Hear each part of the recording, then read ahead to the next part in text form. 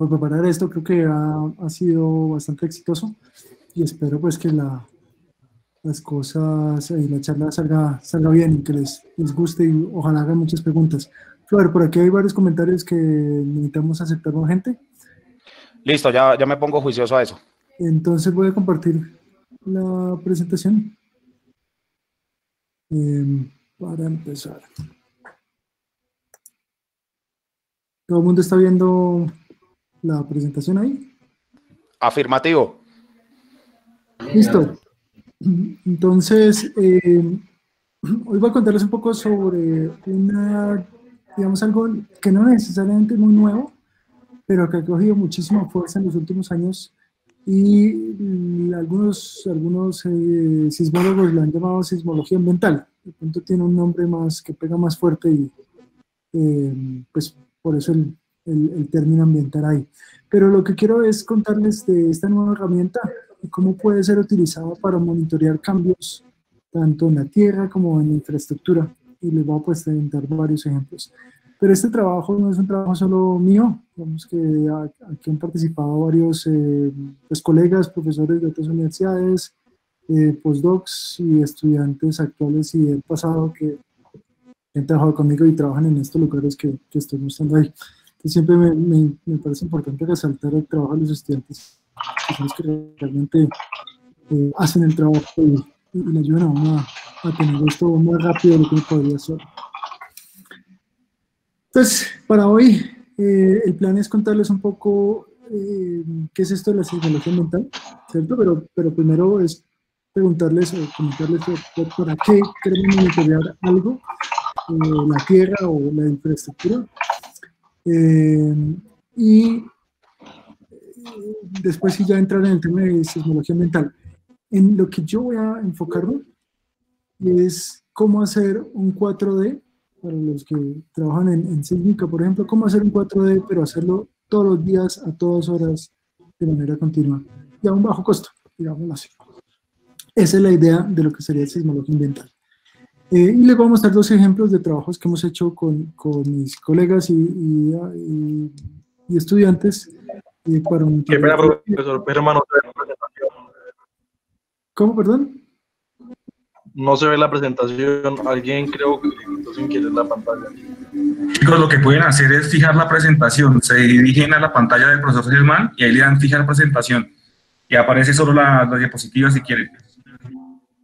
Flover, si todo el mundo apaga el video, se carga menos el canal. La recomendación es apagar el video. Listo. ¿Están viéndolo entonces? ¿Sigo? ¿Ah? Sí, ya la estamos viendo. Listo. Entonces, sí, son dos ejemplos del uso de digamos, de esta nueva herramienta. Y pues al final mostrarles cómo podemos empezar a utilizar esto en el país en varios aspectos útiles para la geología ambiental y para la industria. Entonces aquí va la primera pregunta. ¿Para qué monitorear nuestro entorno? Una de las cosas que hacemos los sismólogos es contestar una pregunta en cualquier fiesta que nos van a hacer. ¿Cuándo es el siguiente gran terremoto? ¿O cuándo va a haber la próxima erupción volcánica en cualquier parte del mundo? Y la respuesta es que no sabemos, lastimosamente, todavía. Esa es una de nuestras grandes fallas como sismólogos. Sin embargo, sí estamos trabajando mucho en, de pronto no predicción, pero sí empezar a entender los precursores. ¿Qué cosas pasan justo antes de que haya una erupción volcánica o justo antes de que haya un evento sísmico? En la figura a la izquierda es un trabajo reciente de Paul Johnson, que trabaja en Los Álamos, haciendo experimentos de laboratorio en muestras de granitos o shales. Los empiezan a informar por sensores de emisiones acústicas, empiezan a registrar la sismicidad, las emisiones acústicas que genera el bloque de cemento, de granito, justo antes de romperse. Entonces aquí está un ejemplo de esa señal sísmica que hay en la parte de abajo, que es strain. Y evidentemente se ve, a pesar de que no es muy claro, aquí se ve un evento sísmico, una emisión acústica fuerte, y finalmente, en este punto, al final del bloquecito verde, está... Germán, espera un segundito, que la mayoría de la gente no puede ver la presentación porque no saben dónde fijarla. Entonces, por favor, expliquen dónde se fija la presentación para que la gente la pueda ver. ¿Yo? Den clic en el botón de personas donde aparecemos todos y busquen a Germán y díganle fijar la pantalla de Germán y ya. La fijada es como un chinche. Como un clip, como un chinche. Como un clipcito. O sea, busquen la pantalla donde está la presentación y le dan ahí con el chinchecito. Eso, un pin. Eso, un pin. Un pin, un clip, un chinchecito ese. Listo, ya empezaron a encontrar. Listo, dale, Germán. Ok, voy a seguir. Entonces, en este experimento se ve finalmente la ruptura del bloque, ¿cierto? Y la idea es que Johnson, aquí Paul, trabaja en métodos de Machine Learning para enseñarle al computador cómo predecir cuándo ocurre esa ruptura, y efectivamente en este experimento, en esta situación, parece funcionar bastante bien. La pregunta es si puede funcionar en la Tierra, y es algo en lo que ellos están trabajando.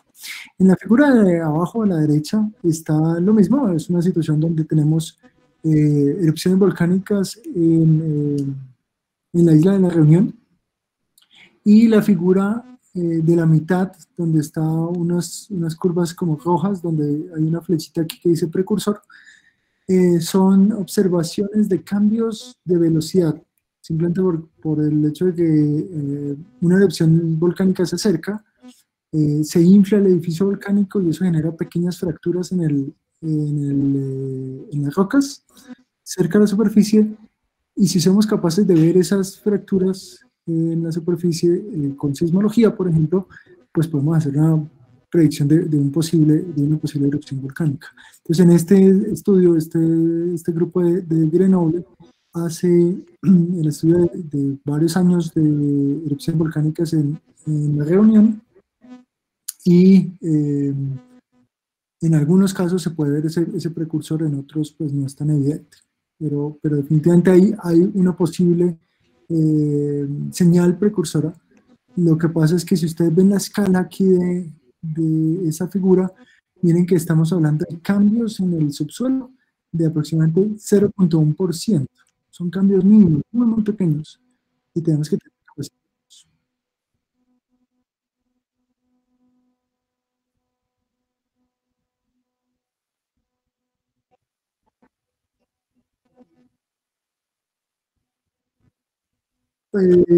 Nuevamente, no sé si llegaron un poquito más tarde, pero... La presentación se ve, lo que pasa es que tienen que fijarla en la presentación. Es que hay una cámara, perdón, hay una pantalla para la presentación y otra pantalla para la cámara de él. Entonces tienen que buscar en la parte de arriba la opción donde dice personas y buscar el nombre del conferencista y darle en el pin para fijar la pantalla. Ok, voy a compartir mi pantalla, así puede ser un poquito más fácil. Ahí ya todos están viendo, yo creo que ahí ya mejoró para todos. Ahí. Listo. Entonces, aquí hay otro ejemplo de uso de monitoreo. Monitorear alguna variable geológica. Este es un artículo reciente de Marianne Denol, que es una profesora en Harvard, que ha trabajado conmigo en algunos temas, y lo que se observa ahí es un estudio del nivel freático en algunos valles de la cuenca o de la zona cerca de Los Ángeles. Aquí está la cuenca de San Gabriel, Raymond y Puente Basin. En esos puntos amarillos tenemos unos pozos, y ahí miden el nivel freático, pues en los pozos, entonces los podemos observar con facilidad. Esos son los datos que ustedes observan en la línea azul de la figura de arriba. Esa línea azul representa el nivel freático en uno de los pozos que está ahí siendo estudiado.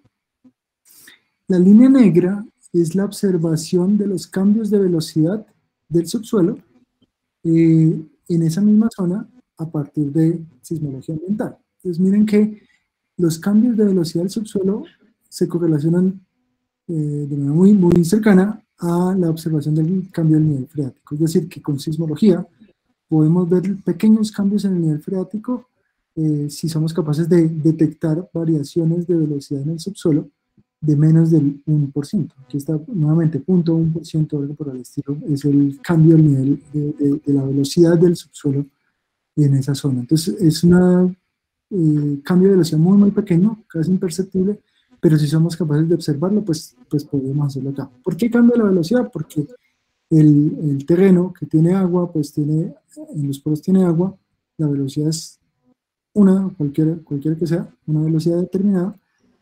Cuando el agua baja a su nivel, entonces parte de la capa que está siendo estudiada es aire en esos poros, y eso hace que la velocidad de propagación de las ondas sísmicas, de la onda P o la onda S, cualquiera, disminuye un poquitico, 0.1%, pero somos capaces de detectarlo para hacer esto. Entonces aquí podemos hacer hidrogeología con sismología. Y este es otro estudio bien interesante. Aquí a la izquierda, estos 4 paneles de la izquierda muestran algo muy similar en esas diferentes cuencas sedimentarias que están ahí marcadas en el mapa. Se ven los cambios de velocidad, también de 0.1%, algo por el estilo. Cambios de velocidad en esas cuencas, y este es un estudio de los últimos, de 4 años, desde el 2001 hasta el 2004, y ustedes ven aumentos y disminución de la velocidad en las cuencas asociadas a las épocas de sequía y de lluvia en la zona de Los Ángeles y California. En la figura de la derecha estoy mostrando un resultado teórico de un geofísico que se llama Victor Tsai. En ese momento trabajaba en Caltech, ahorita está en la Universidad de Brown. Él hizo un estudio teórico de cuál sería el efecto de los cambios de nivel freático en las velocidades. Entonces aquí está esta ecuación primera que dice strain, es cómo se deforma el terreno o los espacios, las rocas con poros, dependiendo de la porosidad y el volumen de agua que tiene, y eso lo metemos en la ecuación de abajo para calcular los cambios de velocidad esperados. En la figura de abajo se ve entonces la teoría, que es la curva rojita punteada, lo que uno calcularía entre verano e invierno de estos años de 2000 a 2004, y lo que se observa con sismología. Entonces vean que la teoría, bastante compleja y todo, pero puede hacer una predicción bastante buena de cambios de nivel freático utilizando sismología. Vemos que los pozos obviamente también lo pueden ver, pero es una herramienta adicional que no necesariamente podemos descartar. ¿Qué más podemos hacer con el monitoreo del entorno? Esta figura muestra, concentremos primero en la derecha, las costas de Japón, y todos esos puntitos representan los caminos que toman las tormentas tropicales y huracanes, aunque ya se llaman tifones, que es exactamente lo mismo, los caminos que toman los tifones en los últimos 10 años o algo por el estilo. Abajo, a partir de datos sismológicos, otra vez vemos la intensidad de la energía sísmica que se da y cómo se correlacionan esos con los tifones que efectivamente van cruzando el Pacífico, la zona oeste del Pacífico. Entonces hay una correlación entre tifón y ruido sísmico, la señal que alcanzan a observar los sismómetros en la costa. A pesar de que el tifón está lejos de la costa, uno puede ver esos efectos. ¿Por qué? Porque si ahí se concentra en la figura a la izquierda, cuando hay una tormenta tropical en el mar, esa tormenta tropical genera oleaje. Ese oleaje genera una onda de presión en el agua del océano. Esa presión impacta el fondo oceánico y genera una onda sísmica, ondas P y ondas S, que son registradas eventualmente a distancia por estaciones sismológicas. Entonces, uno puede utilizar eso para hacer un rastreo de dónde ocurren los tifones o tormentas tropicales. Entonces, aquí en la figura a la izquierda se muestra el concepto general de esta tecnología, donde utilizando estas redes sismológicas que están aquí en Estados Unidos marcadas de morado, todas estas son estaciones, no todas están al mismo tiempo registrando, han cambiado con el tiempo. Podemos hacer algo muy similar a la migración en sísmica, escoger los registros de varias estaciones a distancia, como la figura aquí donde se muestran los sismogramas, y hacemos una migración de esa energía sísmica, y esa migración me genera una señal fuerte en las costas de Canadá. Ahí es donde está la tormenta en ese momento del año. Ahí están las tormentas, y lo que muestra el mapa de arriba es el globo de arriba, es donde se presentan la mayoría de tormentas en el Atlántico y en el Pacífico Norte. Entonces podemos hacer un rastreo de tormentas tropicales.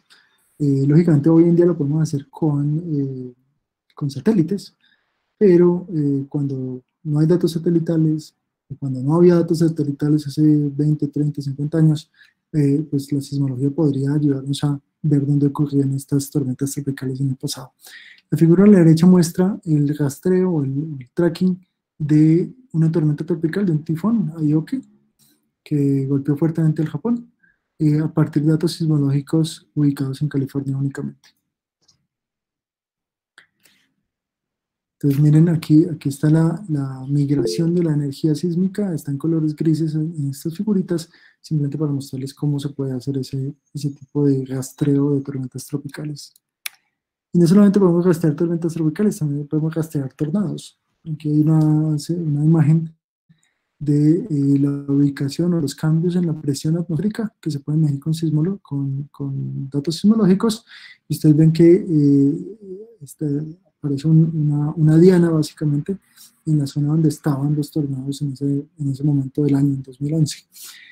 Al lado derecho está el mismo mapa, pero esta vez están mostrando la dirección de propagación de las ondas sísmicas. La flechita o la dirección del palito en cada una de esas estaciones sismológicas muestra la dirección de propagación de las ondas sísmicas, lo que sugiere que si uno echa para atrás la flecha va para el otro lado, muestra dónde está ubicado la fuente de la energía sísmica que estamos registrando. Entonces, con sismología podemos también hacer monitoreo de cambios en la atmósfera, que es algo bien interesante. ¿Qué más podemos hacer? Podemos monitorear nuestra infraestructura. Este es un ejemplo de un trabajo pues ahí dice Vernon, aunque realmente es un grupo de MIT y de Colorado School of Mines.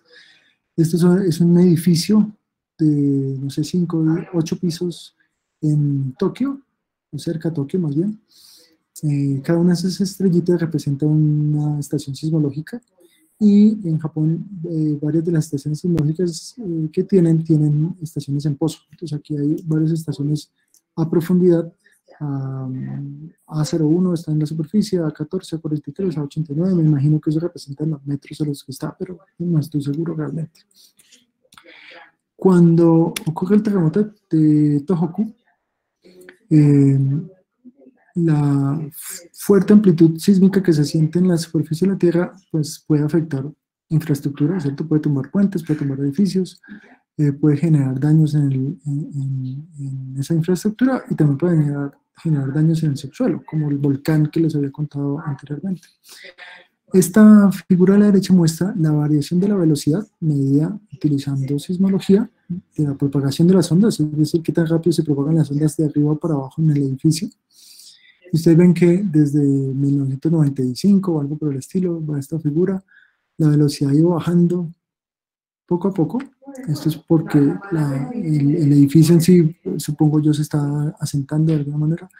Y justo después del terremoto de Tohoku hay un salto bien fuerte de unos 10 o 20% en velocidad debido al evento sísmico. Entonces el edificio cambió en un 20% en velocidad debido a la fuerte vibración del terreno, que genera algún tipo de efecto, no sabemos cuál, no es fácil saber de dónde ocurrió el daño, si hubo un daño específico, pero sí podemos ver un cambio sustancial en el comportamiento del edificio justo después del terremoto. Miren que los datos de pozo no muestran ningún efecto sustancial después del terremoto de Tohoku. Entonces el edificio sufrió algo, tuvo un cambio, no quiero decir que se haya dañado ni nada por el estilo, pero tuvo un cambio, mientras que el subsuelo pues no sintió un efecto tan importante. Esto también se puede poner en puentes. Este es un ejemplo de un puente de un trabajo en Alemania, un grupo en Alemania, en Hamburgo. Tienen varios sensores a lo largo del puente, son geófonos muy similares a los que utilizan en la industria, y estos están registrando constantemente la vibración del terreno. Entonces, podemos calcular el tiempo de viaje entre una estación y otra, podemos calcular la velocidad de propagación de las ondas sísmicas, y con eso podemos generar esta figura, esta línea azul que representa los cambios, o la velocidad, los cambios en velocidad del terreno, de la infraestructura del puente. Miren que se correlaciona muy bien con la figura de temperatura del aire.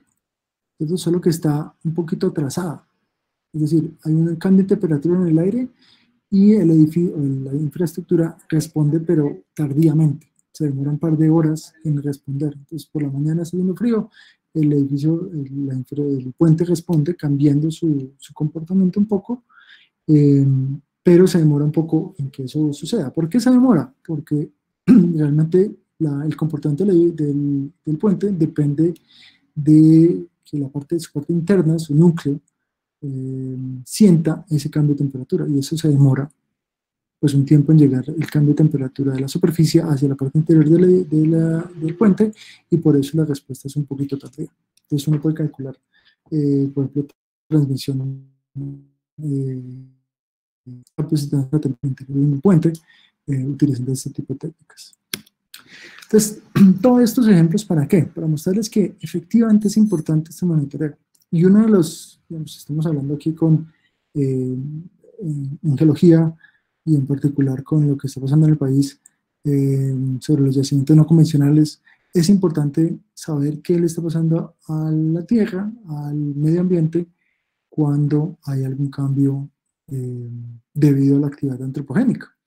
Entonces, este es un ejemplo de un trabajo, pues dos trabajos paralelos de Mordred, que es un sismólogo de Grenoble, y Short Reader, que está en Gran Bretaña, donde utilizan estos datos aquí en el campo Valhalla. En este campo hay una red de sismómetros o de sensores, realmente son sensores de fibra óptica, que en total suman unos 2.200 o algo así. Es un número bastante importante de sensores, y hacen el cálculo de cambios de velocidad en función de la posición. Lo que ustedes ven aquí marcado en rojo son dos cambios de velocidad. Las escalas de colores de los dos artículos son diferentes, entonces tengan en cuenta eso, pero en ambos se ve un aumento de la velocidad en esta zona marcada con el círculo rojo que lo puse yo. En esa zona es donde están haciendo, en ese periodo de tiempo, están extrayendo hidrocarburos, y al extraer los hidrocarburos por compactación y subsidencia, el volumen de poros se reduce significativamente, aumentando la velocidad. Entonces podemos ver ese efecto de la compactación y la subsidencia en cambios casi imperceptibles, es decir, haciendo un 4D sería muy difícil detectar esto, pero se puede detectar utilizando las herramientas que les voy a contar más adelante. Entonces, creo que ya estamos haciendo el monitoreo de nuestro medio ambiente, ¿cierto? Lo que quiero mostrarles es cómo se hace, o cómo podemos hacer un 4D. Pero lo interesante de este 4D es que lo queremos hacer todo el tiempo, 24 horas al día, 7 días a la semana, hacerlo todo el tiempo, e incluso a distancia desde aquí, desde la cuarentena. Entonces, la idea básica de un 4D es muy similar a esta. Digamos que ustedes tienen una fuente, ¿cierto? Puede ser un terremoto, puede ser una fuente natural, o puede ser una fuente nuestra, un explosivo, o un vibrador, o lo que quieran. Y tenemos unos sensores. Hacemos el experimento en el lado izquierdo, vemos algunos reflectores, vemos la velocidad de propagación de las ondas sísmicas, etc. Después de cierto tiempo, después de la producción, el cambio de la posición en el contacto entre agua, petróleo, agua, gas, etc., puede generar que los reflectores cambien de posición, tanto porque hay cambios de velocidad o porque hay cambios de los reflectores. Las impedancias acústicas pueden cambiar por la presencia o ausencia de algunos de esos fluidos. Entonces, si hacemos el experimento otra vez exactamente en los mismos puntos, con las mismas estaciones, todo igual, podemos comparar las dos imágenes y esa diferencia de imágenes pues, nos va a dar una idea de qué ha cambiado. Esto tiene una limitación importante y es que uno tiene que ser perfectamente repetitivo el experimento para que uno pueda realmente comparar una imagen con la otra. Y si vamos a utilizar explosivos y muchos sensores, pues esto puede tener un costo importante. Además, lo estamos haciendo cada mes o cada 3 meses o cada 6 meses. Si queremos hacerlo todo el tiempo, ¿cómo podemos hacer ese monitoreo constantemente? Pues a un costo razonable. Entonces, como resultado de la figura anterior, uno lo que podría tener es un experimento en septiembre, un experimento igualito en diciembre, y hace la diferencia entre las dos imágenes sísmicas y obtiene algo donde hay pocos cambios del punto A aquí marcado hacia arriba, porque pues, ahí no hemos hecho nada de explotación o de extracción de algún tipo de fluido, y en cambio en la parte inferior sí tenemos algunos cambios importantes en amplitud, por lo menos tenemos unos cambios importantes acá en la amplitud de los reflectores, el espesor de los reflectores, etcétera, que podemos observar fácilmente acá. Ya interpretarlos pues viene a ser otra cosa que está fuera del alcance de lo que hoy quiero discutir, pero efectivamente uno puede ver esos cambios y son cambios pequeños, pero cambios que son perceptibles si uno hace el trabajo cuidadosamente. Entonces, este 4D es básicamente hacer un monitoreo de algo, cualquier cosa, de infraestructura, de un bloque de granito como en la imagen que está ahí, o del subsuelo, donde estamos generando producción de algún tipo de hidrocarburo o extrayendo agua para consumo humano. Lo que necesitamos es hacer el experimento repetitivo, es decir, necesitamos una fuente controlada. Este experimento de acá, de un grupo nuevamente de Grenoble, que trabaja mucho en materiales, tienen unos sensores de emisiones acústicas y que también pueden generar son fuente, tienen 2 y tienen un bloque. El bloque está seco en el lado izquierdo y le van inyectando o le van poniendo agua en su base cada vez más arriba. Esta fuente es controlada, es decir, este experimento lo pueden repetir tantas veces como quieran. Y lo que quieren medir ahí es cambios de nivel freático en este experimento idealizado. Si ustedes miran los experimentos a diferentes niveles de cambios del nivel freático en la figura, ustedes ven varias señales acá. Parece que solo fuera una en el lado derecho, en el sismograma que ustedes ven ahí, parece que fuera una sola señal, pero la verdad es que son muchas más. Si ustedes hacen zoom en esta parte de acá, que representa la onda directa que va desde un sensor hasta el otro, esto es lo que verían. Son varias señales, pero parecen una sola. ¿Por qué? Porque realmente el agua está más abajo, entonces la onda sísmica directa que pasa de un sensor al otro, pues no ve el agua, básicamente.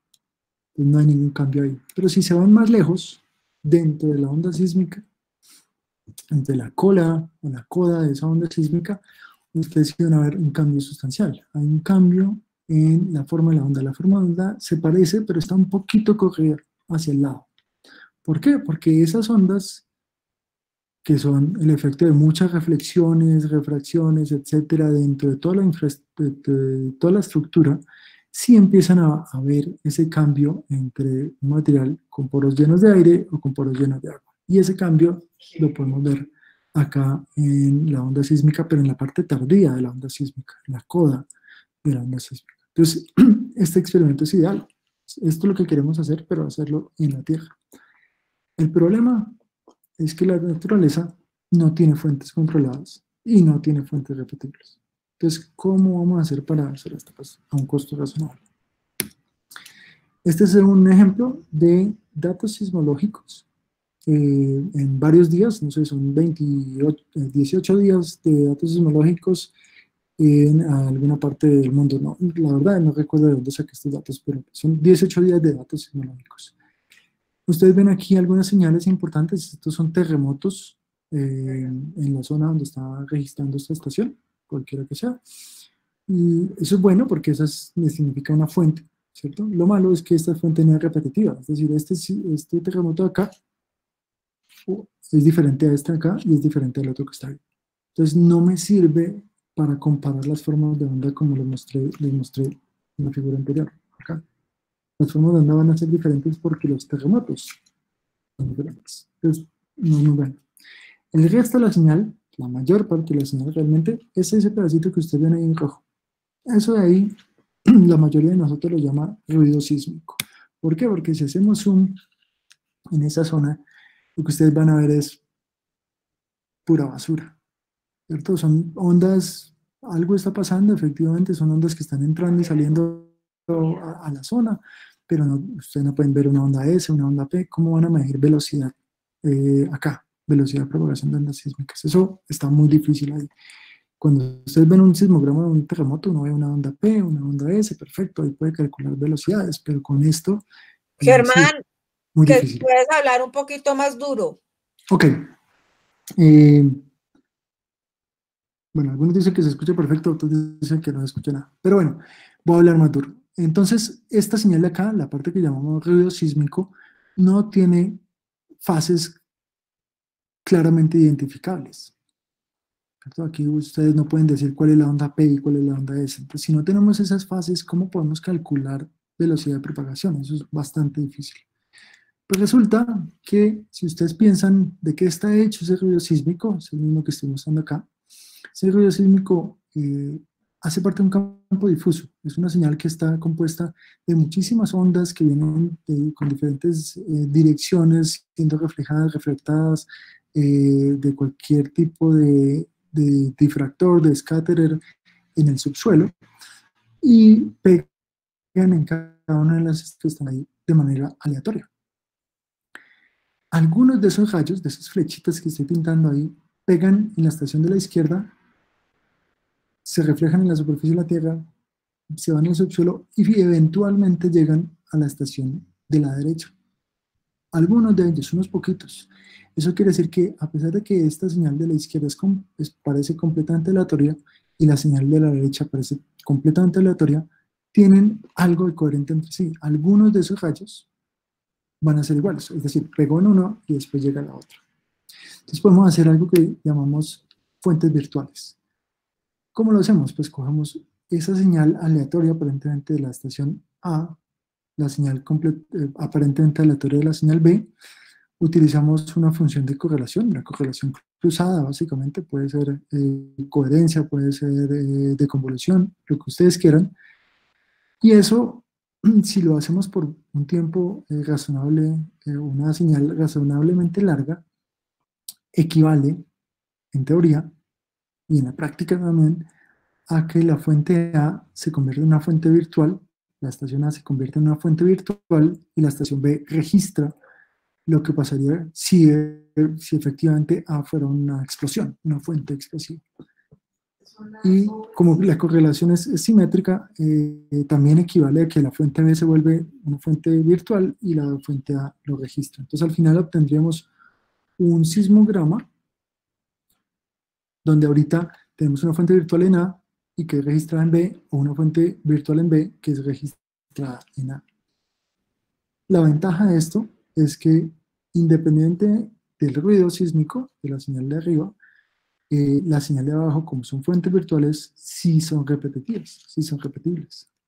Entonces lo que tenemos, si lo vemos ya a mayor escala, tenemos 4 estaciones sismológicas en la figura de arriba, y a partir de esa teoría de generación de la función de respuesta a partir del ruido sísmico, obtenemos un experimento como el de abajo, donde la fuente virtual, la V ahí, se convierte en una fuente puntual, emite rayos sísmicos que son registrados en A, B y C. Y ahí ustedes pueden ver que efectivamente ahí podemos ver la propagación de una onda sísmica, llega más tarde en B, después llega más tarde en C. E incluso tenemos información sobre amplitud, pero no voy a hablar de eso en este caso en particular. Lo bonito de esto es que en este caso sí obtenemos un experimento que es repetible y además tenemos una fuente controlada, una fuente virtual controlada. Entonces ya podemos hacer, o en principio podremos hacer 4D. Entonces vamos a volver a repetir este experimento que tenemos acá, del grupo de Grenoble. Tenemos ese bloque y dos sensores. Ahorita vamos a poner el sensor arriba y abajo, digamos así. Y vamos a poner la fuente de abajo, la estación de abajo, como una fuente virtual. Ese bloque va a tener por poner un ejemplo, una velocidad de 200 metros sobre segundo. Entonces la onda se dispara en la base de la estructura y sube. ¿Cuánto se demora? Pues dependiendo del tamaño del bloque, ¿cierto? Y a 200 metros por segundo, pues se demora un tiempo. Eso es lo que está mostrando las figuras de la derecha. La onda sísmica y abajo el tiempo de viaje contra la distancia que he recorrido. Esa onda pues llega y es sentida por el sensor de arriba, pero se refleja, se vuelve y se refleja en la parte de abajo, y esto es un múltiplo, y ese múltiplo llegará en un tiempo definido dependiendo del tamaño del bloque.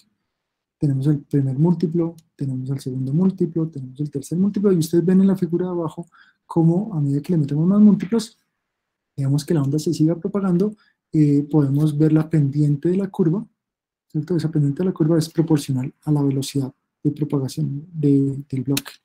Entonces, cuando dejamos que todos los múltiplos ocurran, vamos a tener una serie de llegadas en diferentes tiempos que me dan una pendiente que equivale a la velocidad de 200 metros sobre segundo. Ahora imaginemos qué pasaría si hay un terremoto, o llueve, o el nivel freático cambia, o pasa un transmilenio por cerca a ese edificio, o a esa roca, o en la mina hay un cambio en la estructura. El experimento sería exactamente igual, ¿cierto? Lo único que cambió es que la velocidad, por alguna razón, ese bloque, ese edificio, esa mina, sufrió fracturas, aumentó la porosidad, lo que ustedes quieran, o entró agua y el nivel freático, y ya la velocidad no es de 200 metros sobre segundo, sino de 198 metros sobre segundo. Miren que es solo un 2% de cambio, algo bien pequeño. 1% de cambio. Entonces, miren la comparación de la onda original, la que estaba en verde en la figura anterior, ahorita está de gris, y la roja, que es el experimento repetido, pero esta vez con una velocidad de 198. Entonces, ese efecto del terremoto, de los cambios ambientales, genera un cambio en la estructura, y ese cambio lo podemos ver en sismología. Ahora, si ustedes hacen zoom al principio de la onda, miren que aquí cerca este tiempo de acá de la izquierda, las formas de onda son iguales. Los cambios en la estructura, como son tan pequeños, casi no se ven en las ondas directas, en el primer o en el segundo múltiplo. Se ven mucho mejor cuando entramos en la parte tardía de la onda, y ahí es donde podemos ver realmente los cambios, es decir, son más fáciles de ver los cambios que sufre la estructura. Entonces, basado en este concepto de comparar eventos repetitivos, ya no comparar la imagen sísmica, digamos, de algo, sino comparar las formas de onda directamente, uno puede hacer un monitoreo y calcular cuánto cambió la velocidad del medio que estamos estudiando. Entonces, esto se utiliza con un medio que llamamos stretching. ¿Qué es lo que hacemos? Vamos a comparar dos experimentos acá. IRF significa respuesta al impulso. Es la función de Green, básicamente, entre dos puntos. Uno antes de un terremoto y otro después de un terremoto. El gris antes del terremoto, el negro después del terremoto. Entonces, ¿cuánto cambió la velocidad del medio que estamos estudiando? ¿Cómo vamos a hacer eso? Pues, como yo les había dicho, el efecto en la parte cercana, en la parte de la izquierda de la figura, de las formas de onda, el cambio es casi imperceptible. El cambio es mucho más perceptible cuando nos vamos lejos en la parte del tiempo de propagación, porque ahí representan las múltiples reflexiones, scattering, etc. Entonces se muestra mucho más el medio que ha cambiado. Entonces, para ver ese cambio de velocidad, lo que vamos a hacer es estirar la función de respuesta gris, ¿cierto? La original, digamos, la de antes del terremoto, y la vamos a estirar lo que sea necesario para que se aparezca, sea igual a la función de respuesta negra, que es después del terremoto. ¿Cuánto la tengo que estirar? Pues tengo que estirar en la parte donde el tiempo de propagación es bajito, tengo que estirarla un poquitico, y a medida que me voy moviendo hacia la derecha la tengo que estirar más, ¿cierto? Es como si yo estirara una cuerda, un resorte, que esté bloqueado en el lado izquierdo, que esté cogido en la pared en el lado izquierdo, y yo lo estiro, se estira más en la parte de la derecha que en la parte de la izquierda. Entonces eso lo podemos hacer así. Yo puedo coger nuevamente tenemos la señal gris, que es la original, la señal negra, que es la de después del terremoto, y yo digo, bueno, voy a cambiar, voy a asumir que ese cambio de velocidad es del 25%. Aquí estoy exagerando, pero vamos a decir que es del 25% y que la velocidad aumentó. Eso quiere decir que los múltiplos de la figura anterior, del experimento del edificio, del bloquecito que les mostré anteriormente, van a llegar más rápido. Entonces, el primer múltiplo va a llegar más rápido y el otro va a llegar mucho más rápido que el otro y así sucesivamente. Entonces, si yo quiero aumentar la velocidad al medio, cojo la señal gris y la corro un poquitico. Estas flechitas que estoy mostrando en la figura muestran qué tanto la tengo que estirar o encoger para representar un cambio de velocidad de aproximadamente 25%. Entonces, miren que ahí la señal roja debería parecerse a la negra, pero aquí pues estoy fallando en ese aspecto. Entonces creo que no tengo que aumentar la velocidad, más bien tengo que reducirla. Entonces voy a estirarla, pero por el otro lado no la voy a encoger, sino que la voy a estirar hacia la derecha. Entonces, miren ahí, la señal roja se acerca un poquito más a la negra, 20% de estiramiento, y todavía no es un trabajo lo suficientemente bueno, pero bueno, nos vamos acercando poco a poco. Si finalmente la estiro un 49%, miren que ya la señal se parece mucho. Realmente el cambio que le puse en este experimento fue de 50%, pero solo es para mostrarles porque si no queda una señal encima de la otra, pues no se ve. Entonces ya llegando al 49% vemos que efectivamente si yo cojo la señal gris, la estiro 49%, vamos a parecernos mucho más a la señal después del terremoto, y entonces ese cálculo me va a decir cuánto cambió en porcentaje la estructura que estoy estudiando. Este es el valor óptimo, digamos, aquí puse otros valores, pero si uno coge y mira la correlación cruzada, qué tanto se parece una señal de la otra, pues donde esté el máximo aquí, ese será nuestro valor óptimo, y me dice cuánto cambió la estructura en velocidad, con una precisión que puede llegar a ser de menos del 1%, como los ejemplos que les mostré al principio. Entonces, vamos a utilizar esto para estudiar la Tierra, los cambios, monitorear la Tierra y monitorear la infraestructura. Entonces les voy a mostrar rápidamente dos ejemplos de esta situación, de lo que podemos hacer acá. El primero va a ser un estudio del derretimiento del glaciar en Groenlandia.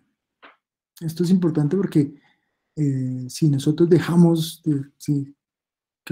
por alguna razón, todo el hielo de Groenlandia y la Antártida se derriten, el nivel del mar podría ser 60, 80 metros. Esto si todo se derrite, es un poco exagerado. Ahí está, supongo yo, eso puede ser Nueva York. Estaría cubierto en buena parte, y si ustedes ven la costa de Europa en el lado derecho, pues varias de las costas de Holanda y Países Bajos quedaría bajo agua en una buena proporción. Peor, por ejemplo, Bangladesh, que ya está por debajo del nivel del mar. Entonces, es importante, ¿no?, que entendamos cómo está cambiando, cómo está comportando el glaciar en Groenlandia y pues en la Antártida también. Esta figura no es de nuestro estudio, es un estudio de Harvey y Simmons, que son geofísicos de Princeton. Estudiando los datos satelitales pueden medir el volumen, el cambio acumulado de masa de Groenlandia. Esto está en gigatones de agua equivalente, y aquí lo pueden mapear en dónde se está derritiendo más o menos, dónde está cambiando más o menos el volumen de hielo que hay sobre Groenlandia. Lo que se ve es que principalmente en las costas, especialmente en la costa oeste de Groenlandia, es donde hay el mayor cambio de volumen de la masa de hielo que está sobre Groenlandia. En particular, si miramos en detalle y miramos estos 2 años, 2012 y 2013, es donde hubo un cambio muy muy fuerte en el volumen de hielo entre 2012 y 2013, y uno más pequeño entre 2013 y 2014. Entonces aquí está esa figura, la misma figura anterior, donde está en colores el cambio de volumen, la disminución de volumen significativo en la costa oeste de Groenlandia, suroeste, y en el 2013 el cambio, hay un aumento en la parte interna de Groenlandia y hay una disminución mucho menor, digámoslo así, en la costa oeste, suroeste de Groenlandia. Entonces, lo que hicimos fue trabajar con datos sismológicos. Esta figura de abajo representa nuestro cálculo de cambios de velocidad Aquí miran a la derecha de esta escala de colores entre azul y rojo. Tenemos los cambios de velocidad del terreno en esos periodos de tiempo, en 2012 a 2013 y de 2013 a 2014.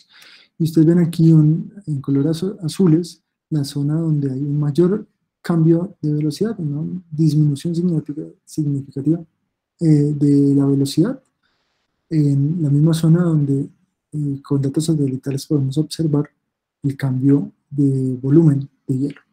Entonces, de alguna manera indirecta, eso sí, tengo que decirlo, vemos unos cambios de velocidad que se correlacionan muy bien con el aumento de la disminución del volumen de hielo que hay. Entonces lo podemos mapear y podemos ver esos cambios temporales. ¿Y cómo lo interpretamos? Pues lo que interpretamos, esos cambios de velocidad, realmente la sismología no está viendo el espesor de la capa de hielo. Lo que está viendo es la respuesta poroelástica del subsuelo debajo de la capa de hielo. Entonces lo que ustedes ven aquí es una caricatura de qué es lo que estaría pasando si aumentamos la presión, porque la capa de hielo aumenta su espesor en el lado izquierdo de estos cuatro paneles. Lo que va a hacer es generar una presión mayor. La respuesta de la zona más superficial de los primeros 100 metros o algo así, que se llama TIL, va a ser de expansión de los poros por presión de poros. Y eso va a generar un aumento de la velocidad del subsuelo. Entonces aquí podemos ver un aumento de la velocidad a medida que el volumen de hielo va disminuyendo, que es la curva roja que está aquí. La presión que se está haciendo sobre el subsuelo es menor y eso genera una disminución de la velocidad del subsuelo. Entonces, la curva roja es lo que observamos con el satélite, la curva verde es lo que observamos con sismología. Y hay una correlación, solo que hay un retraso. Es esta flechita aquí negra, hay un retraso. ¿Por qué? Porque la respuesta del subsuelo es poroelástica, es decir, tiene una respuesta que no es inmediata. Si hay un cambio de volumen, la respuesta sísmica se demora en observarse unos 3 meses, si no me equivoco, fue lo que obtuvimos en ese estudio del 2016. Entonces, esos cambios de velocidad se deben a los cambios de presión de poros en la corteza. Entonces estamos observando procesos de la corteza asociados al crecimiento o disminución del volumen de hielo que hay en Groenlandia. Eso es algo interesante. Ventajas: alta resolución espacial y temporal, depende principalmente de la ubicación de los sensores. Estamos viendo cambios en la corteza que reflejan el espesor de la capa de hielo y el espesor de la zona de TIL, que es una variable importante para saber la dinámica de los glaciares. Y finalmente nuestra interpretación es que es un efecto poroelástico el que estamos observando con estos cambios de velocidad. Entonces, esa es una de las aplicaciones que hemos utilizado para estudiar glaciares a nivel global. Las siguientes estructuras civiles. Este es un ejemplo de un trabajo que hicimos hace ya varios años, en 2010, donde tenemos un edificio. Este edificio es un edificio en la Universidad de California en Los Ángeles. Tiene sensores en cada piso.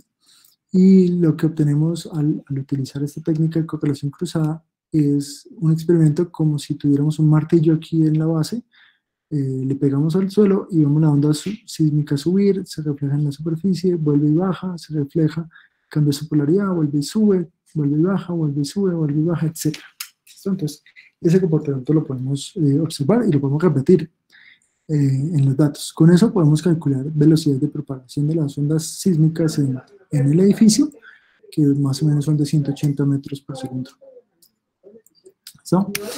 Un poco más reciente, trabajamos en un edificio en Boston. Este es el edificio donde está el Departamento de Geociencias de MIT. También tenemos sensores en cada uno de los pisos, o en varios de los pisos, y hacemos el mismo experimento, ¿cierto? Tenemos aquí una fuente virtual en la base del edificio, en el sótano, y vemos cómo se propagan las ondas para arriba y para abajo con esta técnica de fuentes virtuales a partir del ruido sísmico. Y lo que observamos es que si hacemos el experimento muchas veces, esa misma fuente virtual entre el sótano del edificio y un piso, el piso 15 del edificio, y lo que estoy mostrando aquí es, en la vertical, cada día hacemos el experimento, o cada 2 horas hacemos el experimento. ¿cierto? Esto es imposible hacer un 4D con tanta resolución en temporal, pero con esta sismología virtual ambiental podemos hacer el experimento cada 2, cada 3, cada 5 horas, lo que queramos, y vemos aquí la repetición del experimento todas las veces. Miren que hay cambios un poco en amplitud y se ven cambios mínimos o casi nulos en la forma de la onda, ¿cierto? Ustedes pueden ver que si esto fuera una sísmica de reflexión, pues serían simplemente capas horizontales perfectamente horizontales. Pero si vemos el detalle utilizando esta técnica de stretching, no les voy a mostrar aquí el resultado, lo que vemos es que los cambios, si se observan las figuras de abajo, los cambios en la humedad del aire son los que más afectan a este edificio. Generan cambios en la humedad del aire, generan cambios en la velocidad de propagación de las ondas sísmicas dentro de la estructura, lo cual es bien interesante. Son cambios muy, muy pequeños. Estamos hablando de más o menos 2%, que es bastante pequeño. Pero lo que quiero contarles es que esto ya lo estamos haciendo en Colombia. Este es un trabajo que estamos haciendo en colaboración con la Universidad de EXI, que tiene varias sedes, pero este es el edificio Crisanto Luque en el centro, queda en la 19 con décima. Es un edificio bien bonito, aquí hay una notica, es un edificio bien bonito, nuevo, de esta universidad. Y pusimos, gracias a la financiación de la universidad, de ellos, pusimos 6 sensores de 3 componentes a lo alto del edificio. Y llevamos más de 6 meses con datos continuos, perfectamente. Este es el despliegue, aquí tenemos el sensor, es este cosito blanquito con su pila y bueno, la conexión a internet, entonces podemos bajar los datos. Este es el piso en el techo del edificio, el sensor en el techo del edificio está pegado al techo para que sienta mejor la vibración de la estructura, hay que amarrarlo muy bien a la estructura. Y estos son unos datos de ejemplo, aquí son 2 o 3 semanas de datos. Ustedes pueden ver, en la parte de arriba está el tiempo local, es decir, la hora de Bogotá. Y ustedes pueden ver que entre medianoche y 6 de la mañana, pues hay poco ruido sísmico, porque pues por la décima no están pasando los Transmilenio tan seguido. Y más bien entre 6 de la mañana y 6, puede ser 8 de la noche, sí se ve mucha mayor vibración en el edificio, debido a la actividad antropogénica, los buses principalmente. Aquí en cuadritos rojos tengo marcados algunos terremotos. Estos son principalmente terremotos del nido de Bucaramanga, que se registran en este edificio con facilidad. Y hay muchos más eventos sísmicos chiquiticos. Y, por ejemplo, alguno de estos puede ser alguien que azotó la puerta porque no le salió el programa, o alguien subiéndose y bajándose el ascensor. Ese tipo de señales están ahí registradas. Aquí un ejemplo del edificio, de la parte estructural del edificio, antes del terremoto, y cómo vibra el edificio cuando hay una señal sísmica importante. Esto está extremadamente exagerado, no crean que el edificio se va a doblar así, porque pues, no, está exagerada el movimiento horizontal del edificio.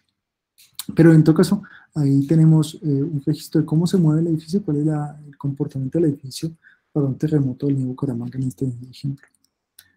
El 24 de diciembre a las 12 algo de la tarde, justo en el almuerzo hubo un terremoto 6.2 en mesetas Meta.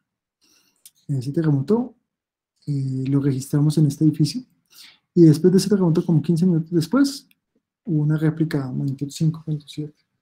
Esos registros los tenemos acá, simplemente para mostrarles. Este es el registro del terremoto 6.2 a lo alto del edificio. Este es el sensor en el sótano, en el piso 2, en el piso 5, 8 y 11, no, mentira, entonces este es el piso 2, este es el 5, 8, 11 y el piso 14. Aquí está registrando entonces la vibración del edificio y la respuesta de ese edificio al terremoto. Bueno, también hicimos lo que les he mostrado constantemente, hicimos el experimento de la fuente virtual y calculamos los cambios de velocidad aquí en esta escala, en los diferentes pisos del edificio, en el piso 5, 8, 11 y 14, con respecto al sensor en el piso 2. Y lo que ustedes pueden ver es que el edificio antes del terremoto del 24 de diciembre, que está por aquí en la flechita, no observó cambios muy fuertes, hay algunos cambios, pero no son muy fuertes, y de repente, ¡pum!, hay un cambio en la estructura de aproximadamente 10% en la velocidad de propagación de onda. Y estas son las ondas que estoy comparando. Esto es en la figura de arriba, tengo la la función de respuesta, la IRF, del terremoto. En color rojo está en julio, en color negro está después del terremoto, justo después del terremoto aquí, y en color azul está ya en febrero del 2020, o sea, hace poquito, que está otra vez en azul. Miren que el rojo pasa, cambia a negro, se mueve muchísimo, se estira mucho esa señal, y el edificio se está recuperando. Miren que la señal azul está volviendo hacia la respuesta del edificio original. Entonces, hubo un cambio fuerte de aproximadamente 10% en velocidad de la estructura del edificio, y el edificio en estos momentos se está recuperando de cambio. Entonces, esta sismología ambiental, resulta conclusión de aquí de lo que les estoy mostrando, puede detectar cambios en propiedades tan pequeñas como menores al 1%, o grandes como el 10% cuando hay un cambio fuerte debido a un terremoto. Y el edificio efectivamente cambió su comportamiento de aproximadamente 10% y se ha estado recuperando sin ningún problema. No quiero decir que ese 10% represente que el edificio haya sufrido algún daño ni nada por el estilo, es simplemente que la respuesta del edificio tiene que cambiar porque pues, el movimiento fue bastante fuerte y se ajusta y poco a poco se está recuperando otra vez.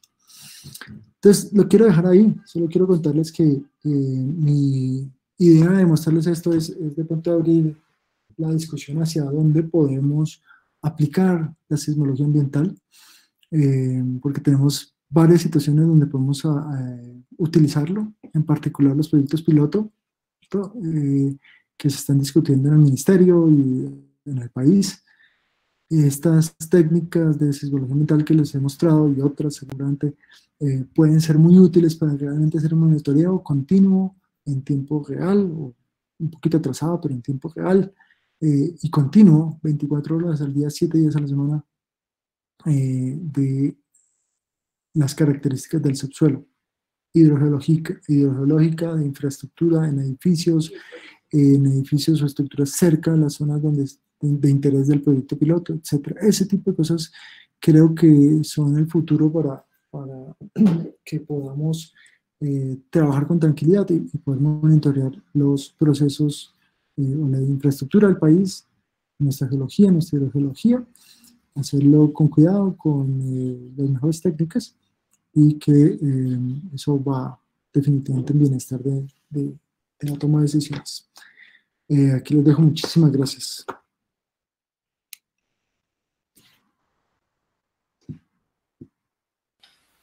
Muchas gracias, Germán. Muy interesante.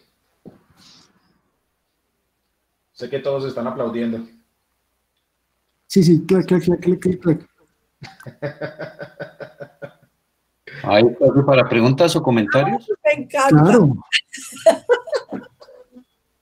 Claro que sí.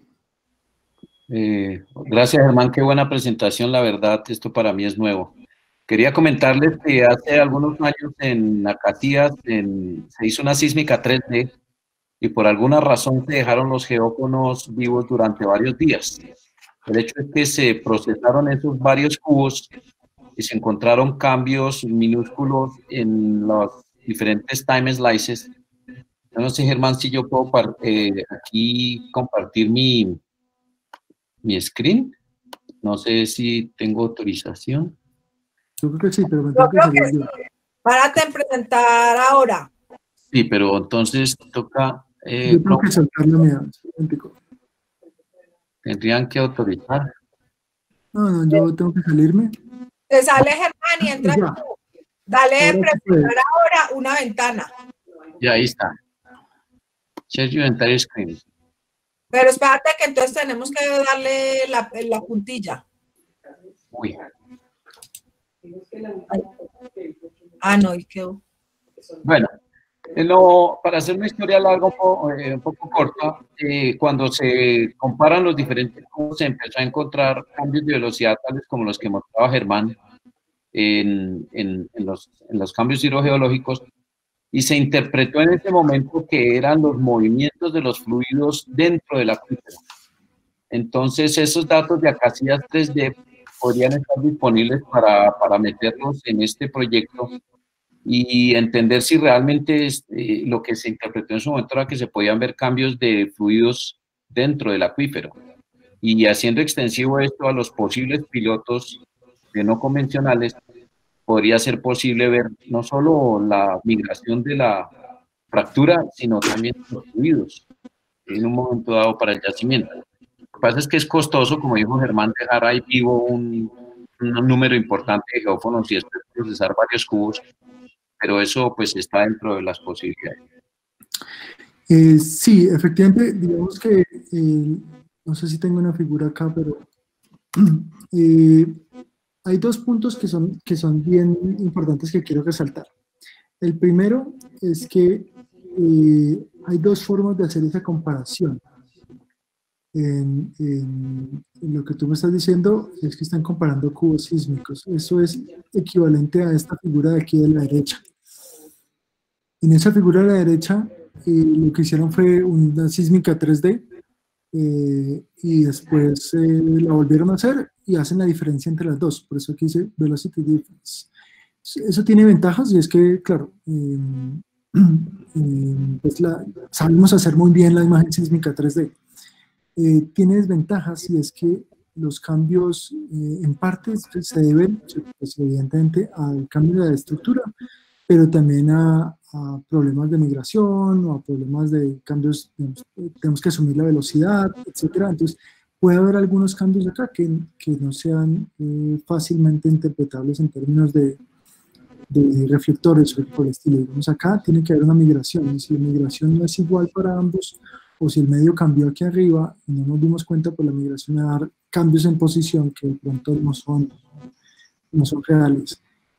Lo bonito de hacerlo así con esta técnica es que yo puedo ver el cambio directamente en las ondas. Y eso me da una resolución impresionante, con una desventaja. Y eso sí tengo que aclararlo muy bien. Estos cambios que ustedes ven aquí en este ejemplo, me dicen que hubo un cambio en la estructura, no me dice dónde. Entonces, la técnica que yo estoy trabajando y que he trabajado en los últimos años es muy chévere, tiene mucho potencial, todavía tiene esa limitación que es difícil ubicar el cambio. ¿Dónde fue que cambió? A mí lo que me interesa en el edificio, por ejemplo, solo para mostrarles un caso, es ese pequeño cambio del 10% que yo veo, perdón que salte aquí rápidamente, ese pequeño cambio del 10% que yo veo acá, es porque todo el edificio cambió un poquitico, o porque hubo una parte del edificio que cambió, y claro, como las ondas tienen que pasar por todo el edificio, pues ese cambio es del 10% en promedio, pero podría ser localizado en una zona muy particular. Si somos capaces de ubicar el cambio, o sea, de detectar los cambios y además ubicarlos, ahí sí cambiamos la situación significativamente. Porque ahí podemos definir un modelo que me diga qué fue lo que cambió. ¿Cuál es la razón de ese cambio? Entonces esa es la parte que es complicada de lo que yo hablaba. Digamos, en el medio en el que me la paso, hay mucha discusión de cuál es mejor, si es mejor comparar las formas de onda directamente o si es mejor hacer las imágenes y comparar las imágenes sísmicas. Esa es una discusión que sigue viva y seguirá viva por mucho tiempo seguramente. Ok, aquí voy a leer una pregunta que puso alguien, Nelson Miranda. ¿Es posible obtener datos de presión por efectos electromagnéticos o bombardeo de partículas con sismografía? Digamos sismología. Quiero detectar la presión producida por el viento solar teniendo sismógrafos en la Luna. Uy, eso está difícil. La respuesta corta es que, digamos, dependiendo de las frecuencias a las que se mueve el viento solar o el tamaño, pues, del viento solar que impacta la Tierra, sí hay algunos artículos recientes de Dave Thompson, pues no tan recientes, en los últimos 10 años o algo así. Dave Thompson, Frank Vernon y otros han trabajado en los efectos de las tormentas solares y de la respiración, de las frecuencias fundamentales del Sol, y cómo esas frecuencias fundamentales alteran las frecuencias fundamentales de la Tierra. Entonces, hay grupos que están trabajando en eso, sí. No, nadie lo ha hecho en la Luna, que yo sepa, pero también los sensores de la Luna que existían en los 70 no tenían muy bajas frecuencias, y las frecuencias del viento solar y de los modos normales del Sol son muy, muy bajas, son de cientos de segundos a miles de segundos, o sea, 0.0001 hercio. Entonces, los geófonos que existían en los 70 no tenían o los que pusieron en la Luna, pues en ese momento no tenían esa capacidad. De pronto no ven lo que quieres ver, ¿no? Pero el nuevo sensor en Marte sí tiene una mucho mejor respuesta a bajas frecuencias.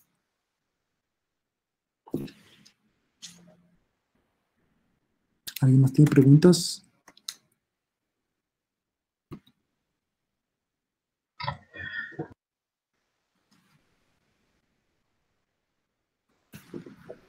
La parte de monitoreo de yacimientos no convencionales, ¿cómo incursiona dentro del campo de la sismología ambiental? Pues yo creo que es algo fundamental que hay que hacer, no importa cómo se haga, bueno, mentira, sí importa cómo se haga. Yo creo que es algo que se tiene que hacer por 3 razones. Uno, la industria, la empresa que está haciendo, necesita hacer el monitoreo para saber por dónde se están yendo las fracturas. Eso como lo ven con microsismicidad, con terremotos magnitud -4, -3, que se van propagando, que se alcanzan a ver. Si están bien localizados, se pueden ver los terremotos que están, digamos, mapeando, si quieren, las fracturas que se están propagando cuando inyectan a alta presión. Entonces, esa es una. Para el país, digamos, para la ANLA, el Servicio Geológico, el Ministerio de Minas, etcétera, es importante hacer el monitoreo para hacerle seguimiento a la sismicidad. Definitivamente va a haber sismicidad muy pequeña en su mayoría, -3, -4, que no son relevantes para la infraestructura, pero puede haber sismicidad un poquito más grande asociada a reinyección o en algunos casos a fracturamiento directamente, y hay que tener buenos sensores bien ubicados, con una alta densidad para poder ubicar esos terremotos y saber, digamos, si están asociados a sismicidad natural o a sismicidad asociada a la actividad antropogénica. Y por último, que es a lo que yo me inclino, porque es como mi interés científico, sin embargo en las otras 2 también he trabajado, es que con este tipo de técnicas uno podría detectar migración de fluidos, por ejemplo. Ver cómo cambia la velocidad, pequeños cambios casi imperceptibles de velocidad pueden estar reflejando migración de fluidos o cambios en las características de los fluidos, digamos, cuando el hidrocarburo puede migrar y empujar el agua o al contrario. Eso se podría detectar si tenemos sensores. Para hacer esto realmente tendremos que tener sensores en pozo. Pues, no tengo aquí una figura rápida para mostrarles, pero hemos trabajado anteriormente, trabajamos con datos de Vaca Muerta, con sensores de pozo y es algo espectacular. Uno ve la sismicidad claramente y uno puede detectar cambios muy, muy pequeños en el subsuelo. Pero ahí se necesitan sensores de pozo. Los de superficie sirven, pero no van a ver tan profundo. Y como es difícil de ubicar los cambios, entonces es difícil de saber qué es lo que está cambiando o dónde está cambiando.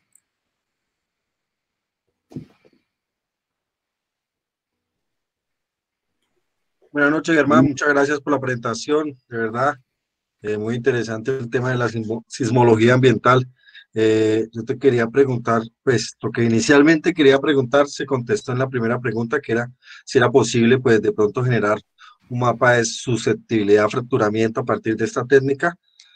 Y ahora pues me resulta la duda que dices con el ejemplo del edificio, que teniendo sensores en todos los pisos fue imposible identificar, como sectorizar el cambio, ¿no? Del 10%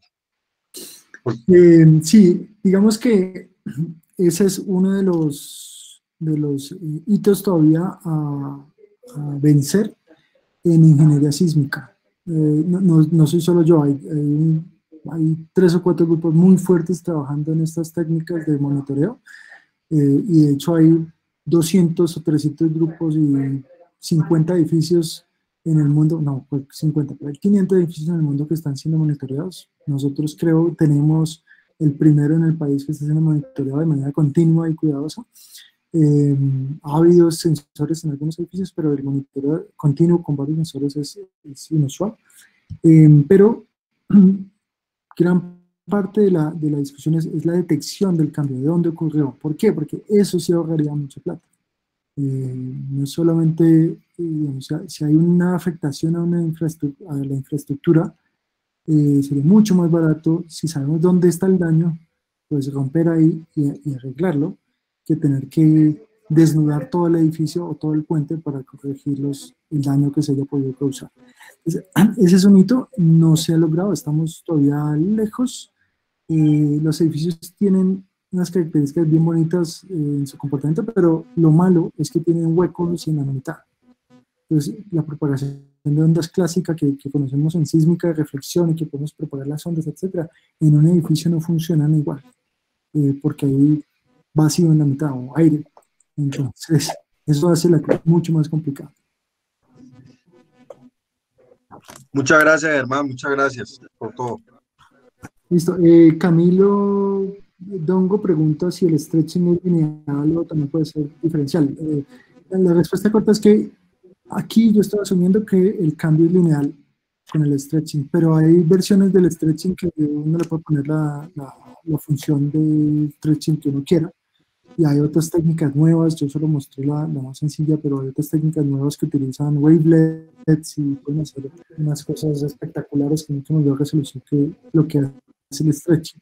Lo bueno del stretching es que es fácil de programar, es fácil de explicar, y funciona bastante bien, es lo más curioso.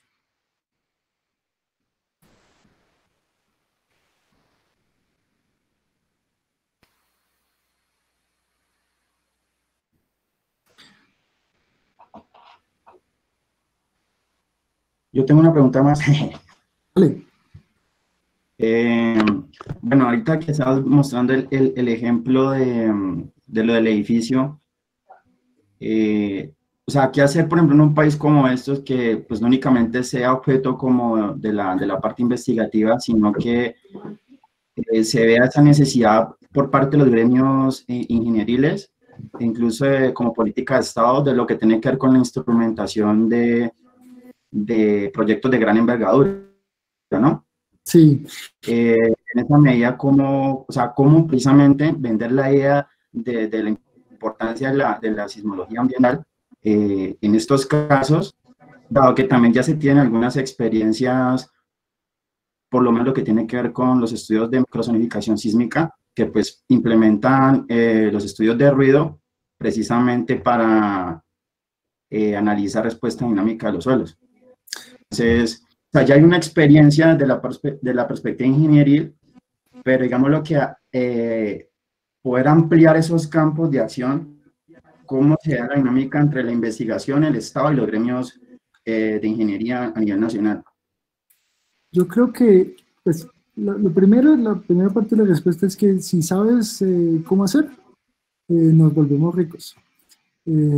Esto no es nada fácil de convencer a nadie que invierta a la instrumentación de la investigación.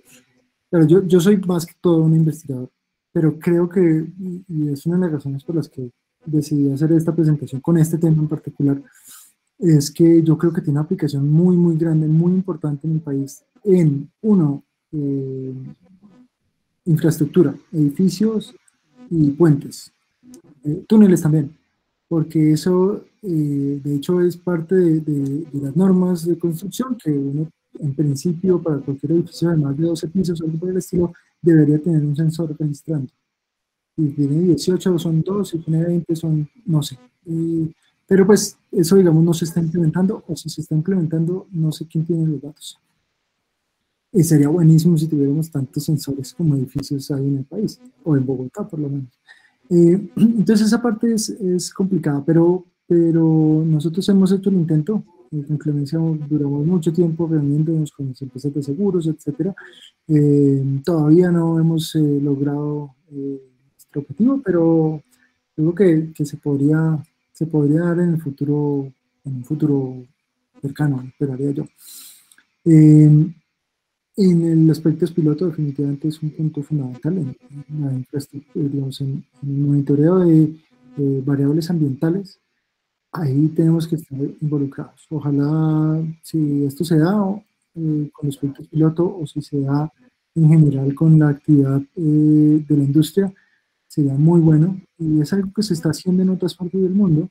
La industria lo está haciendo en Estados Unidos, en Canadá, porque sabe que es importante saber dónde se está fracturando, por dónde se está yendo la fractura. Y adicional, pues si comparten esos datos, eso nos da información sobre los cambios en el subsuelo y sismicidad antropogénica y natural, etcétera. Yo creo que poco a poco se están dando cuenta que es importante. Lo importante es mostrar resultados donde efectivamente podemos dar respuestas que otras técnicas de pronto no puedan dar. Y pues claro, digamos que nos falta todavía trabajar más en el mantenimiento de los datos, en compartir los datos muy bien y en de pronto tener una red de laboratorios, digamos así, una red de laboratorios que en algún momento se intentó con la NIH, una red de laboratorios donde tengamos esos instrumentos y los podemos utilizar y la gente puede decir yo quiero hacer un experimento en tal parte o vamos a monitorear tal cosa, pero para que podamos hacer eso necesitamos agruparnos entre varios y lograr tener estos equipos y tener disponibilidad de los equipos, no solamente por un caso particular o un terremoto, sino poder tener los equipos para usos de investigación que eventualmente puedan ser utilizados para sean aplicados, digamos, sismología ambiental aplicada.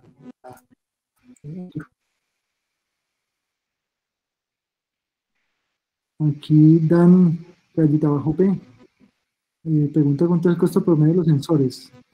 Bueno, pues ahí depende realmente. Estos sensores que yo les mostré acá, estos de acá son unos sensores de muy alta calidad que tienen conexión a internet, que son lo más top que hay para ingeniería civil. Creo que esos pueden costar unos $10,000 cada uno, algo por el estilo, no me acuerdo muy bien. Puede ser un poquito menos, digamos que $7,000 cada uno. Los sensores que estaban aquí en el puente, que les había mostrado por acá más atrás, esos sensores son los típicos, los GS1, cosas por el estilo, están acá, que utilizan en sísmica. De pronto son, claro, son más baratos en general. Lo que pasa es que, como decían en la primera pregunta, mantener esos equipos ahí conectados, bajando datos a 1000 muestras por segundo, alguien tiene que cuidarlos, etcétera, eso aumenta el costo significativamente. Entonces, el volumen de datos puede ser mucho mayor al que tienen los sensores que están en el Crisanto Luque. Los sensores del Crisanto Luque tienen la capacidad de vivir, si están con una pila o conectados, pueden vivir 6 meses sin que uno les tenga que bajar los datos. Tienen forma de guardar los datos automáticamente. Estos datos aquí con los sensores, digamos con los nodos, los nodal seismic y cosas por el estilo, pueden vivir solos una semana o 2 semanas. Pues el costo de ir a campo y ponerlos y cambiarlos y ponerlos y cambiarlos, pues es significativo. Puede subir bastante el precio.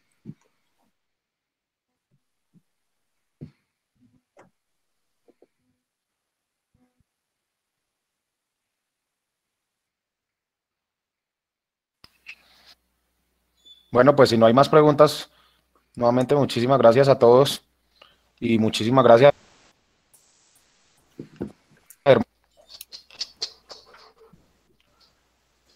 Chicos, un momento. Flover, no se te oye. No se oye. Flover. Dime. Ah, que no se oyó lo que dijiste. Flover. Dime. Que no se oyó lo que dijiste.